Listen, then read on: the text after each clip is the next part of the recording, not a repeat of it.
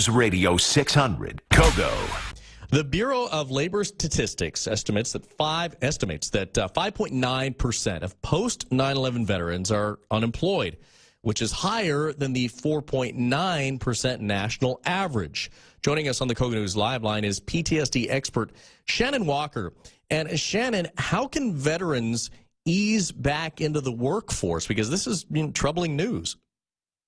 Well, it has been troubling, and having them ease back into the workforce has been one of the major, concerns, and I think where we really lacked in making sure that, when our veterans, they do a specialty job in the military, sometimes for half a lifetime, and then they come into the civilian workforce, and it's very, very specific what they did learn, and they may not have any experience somewhere else.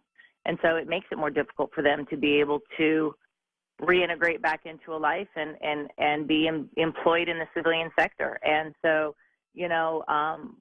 what we're finding is that, there's actually some nonprofits, popping up to, free of charge, help train our veterans and teach them, give them the skills they need, because they certainly have the leadership and the courage and the ability to handle stress and learn to adapt and overcome. They just lack a skill set, that might be more diverse to make them more,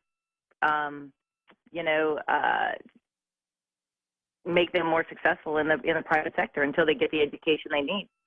I was reading before we did this interview, I did a little research, and there's a company called the Rosie Network here in San Diego that helps veterans start their own companies. Now, are more and more veterans successfully starting their own businesses?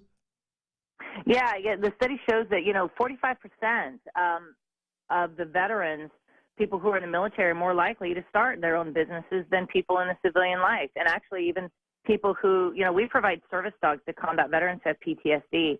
And, many of our veterans take their dogs to work, but even some of them have started their own businesses and take their service dogs, of course, with them. And, these are definitely people that, the people that I've had the privilege of work with, they definitely have an overcoming attitude, and they're so willing. If somebody would just, give them a hand up or make something available to them, they just thrive with whatever you can give them, and they are so excited to be able to be independent and make a difference in that way.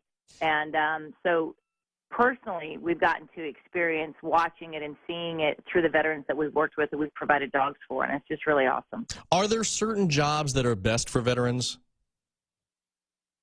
You know what? I don't know if they were. I don't know what it would be.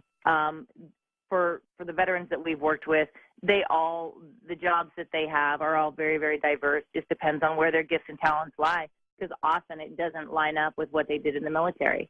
And so I think that just comes down to personal. What I've seen is it just comes down to personal interest and skill set.